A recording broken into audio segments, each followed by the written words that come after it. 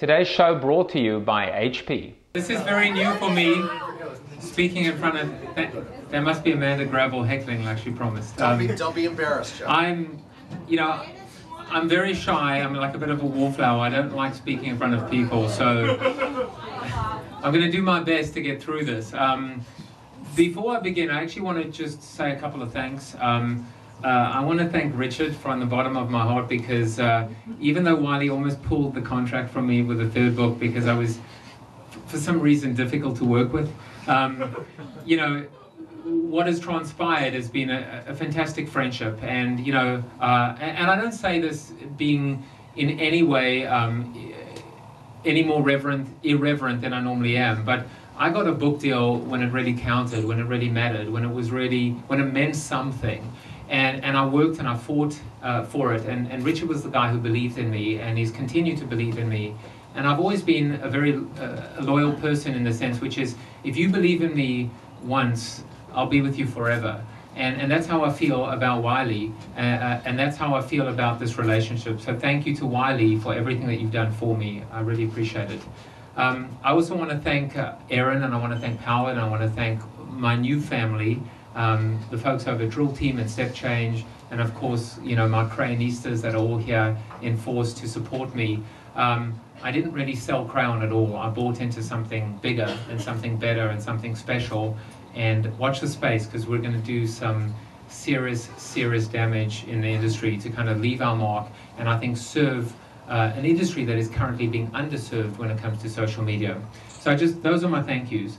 So let me talk to you about the book for a second, and you know, Aaron has promised that, I think he's got the timer going, 5 minutes or less.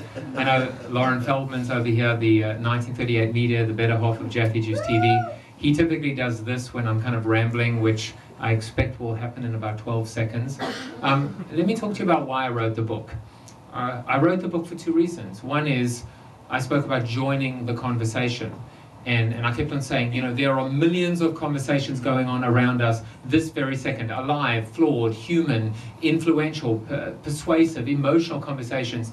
Isn't it time you joined in? And then it hit me, with whom? Whom should we be having these conversations with? And like a ton of bricks, it hit me with our customers, because at the end of the day, without our customers, we have no business. Without our customers, we literally have no business. Our customers are the very reason we're in business. It's the very reason we have these marketing budgets, these media budgets, these advertising budgets. At the same time, I will shout out to the internal customer, which is the employee, because without the internal customer, we have no way of servicing our customers as well. And so what I wanted to do was kind of turn marketing convention on its head. You know, that was the one reason. The other reason is, right now, you know, customer service is the new marketing, it is the new PR, and it is the new crisis communication. You know, somebody asked me earlier today, if this were a baseball game, and I actually do semi-understand baseball. I'm a big Yankees fan, sorry Aaron, but you know, what inning would it be with respect to social media? What inning would it be with respect to customer experience and the rise of customer service? And I thought about it, and I thought maybe I should just say, you know what, it's the warm-ups right now. And that would be a little bit too flippant. And I said, it's probably bottom of the first, and Aaron's going to love this as well, because if we're the Yankees, it's the bottom of the first, and Johnny Damon has just hit a grand slam for the Red Sox. And we're basically on the canvas, and we're almost down and out. For some companies, that's exactly where they are. And for other companies, it's 0-0, and there's everything to play for. Customer service has risen almost in front of our very eyes to become something that two rogue employees with respect to Domino's, a couple of customers maybe with respect to Comcast, with a sleeping technician, or United Brakes Guitars. These examples right now are almost destabilizing brands that have spent decades upon decades to build all this brand equity. So, you know, what Richard said I think is very true. I looked back and I said, so why did I write this book? Well, I just told you two reasons why. But what's the common thread between the three books? Well, one is change, another one is innovation, and the third is optimization. And the whole point about optimization, in the first book I said, listen, instead of the three colors, red, yellow, and blue, the primary colors, television, radio, and print, instead of those primary colors, let me introduce 10 new approaches. So from the big box of 96 colors, let me introduce you to 13 now in total. And might we want to kind of think about 13 on our palette instead of 3, and interactive and search and mobile and brand entertainment and experiential, so on and so forth. Then in my second book, I said, let's optimize from communication to conversation. And let me throw in another 20 new approaches: blogging and podcasting and social networking and wikis and YouTube and viral and whatever. Kill me for saying that word.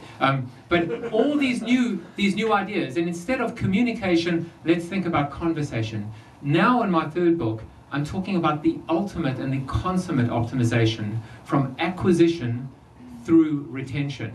I realized very quickly that with all these colors and all these choices that we have as marketers and media professionals and agency professionals and vendors, etc., we're kind of rearranging the deck chairs on the Titanic. Let's move, let's kind of rob the rich to pay the poor, kind of Robin Hood, so to speak, of marketing or brand management or branding, etc. I don't want to be in the business anymore of rearranging the deck chairs on the Titanic. I want to build a better boat that doesn't sink, period. So to use the analogy of the box of crayons, I want to be the sharpener at the back. I don't know that I even want to be one of those crayons anymore. That's what this book is about. It's about 3 simple hypotheses, and then I'll leave it at that. Number 1, retention becomes the new acquisition. We can build our business from the inside out by focusing on customer experience, by merging the worlds of customer service with word of mouth. Really turning our customers into the true influencers that they are. Number 2, customer service becomes not a, but the key strategic differentiator. The difference between the winners and the losers in the weeks, months, and years to come will be customer service. And number 3, the real role of social media is retention. The phrase social media is an oxymoron, or maybe the real morons are those that are misusing social media for acquisition purposes. The real role of social media is retention. So I want to thank you all, friends, family, newly found friends, for coming and supporting me, but really for supporting what I think Richard said, which is probably, I feel like I'm so close to the truth, like never before. People say there's no silver bullet in marketing, but I honestly believe this could be it. This could be close to it, this idea, going back to the basics, going back to the fundamentals of treating people as we would expect to be treated ourselves. And not just looking at it as defensive, as passive, but as offensive, as proactive, as probably a mission-critical function. It's time to flip the funnel now. Pick up a copy of my new book, available wherever books are sold.